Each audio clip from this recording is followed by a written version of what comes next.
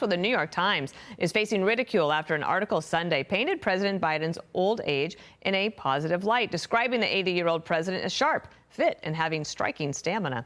Hugh Hewitt, a nationally syndicated radio host and contributing columnist for the Washington Post, joins me now. Here's the headline. It was the New York Times that said, "Inside the complicated reality of being America's oldest president."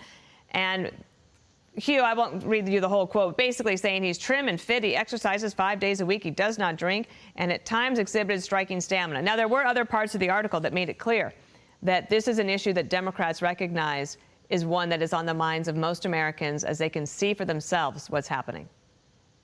Dana, good morning. This is the New York Times tiptoeing into what is the major story on the Democratic side. Two of those reporters, Peter Baker and Michael Shear, are friends of my radio show, and they're friends of yours. They probably were in the White House press room when you were at the lectern.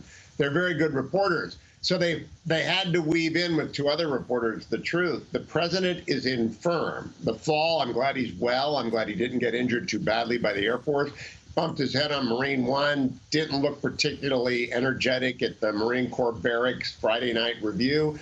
I think the Democrats are coming to the realization they really cannot win against any Republican with President Biden, because if 6 people are going to go on a long drive, I mean a really long drive, you don't hand the keys to the octogenarian, Dana. It just doesn't work. And so, Hugh, I mean, we haven't been in this position before at this late stage in the game. Do you think the Democrats try to make a change, or they just go for it and see what happens?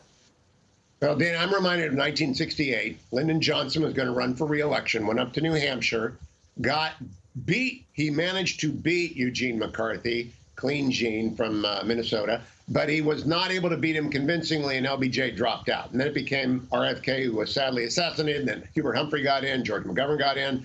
I think you'll see an exit in the course of the primaries because if I'm a Machiavel, I don't want the president dumping out if I'm a Democrat. I don't want Vice President Harris commanding the field, and I don't want to beat her.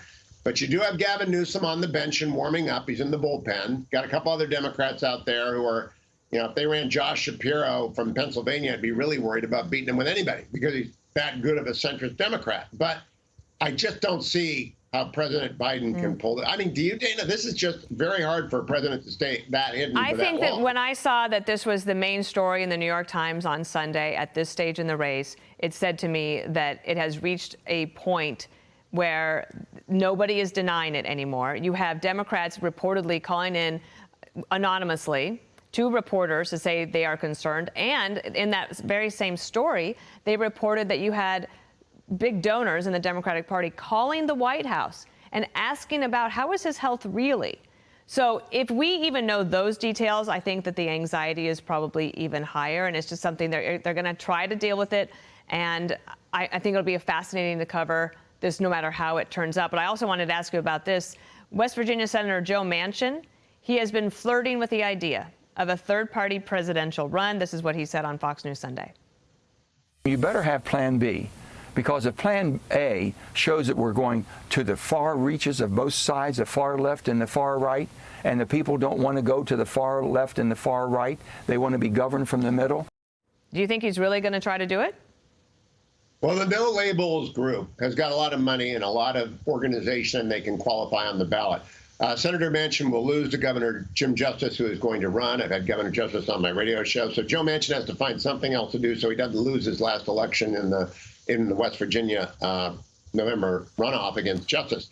I will tell you, I don't think the No Labels thing is serious. I don't think it'll work. But I do imagine that Joe Manchin might think it's a better way to go than getting thumped by his governor. I think that could be right. As always, I love to listen to you and learn from you. Thank you so much, Hugh. Good to have you. Good to be on. Thank you, Dana. Thank you. I'm Steve Ducey. I'm Brian Kilmeade. And I'm Ainsley Earhart. And click here to subscribe to the Fox News YouTube page to catch our hottest interviews and most compelling analysis.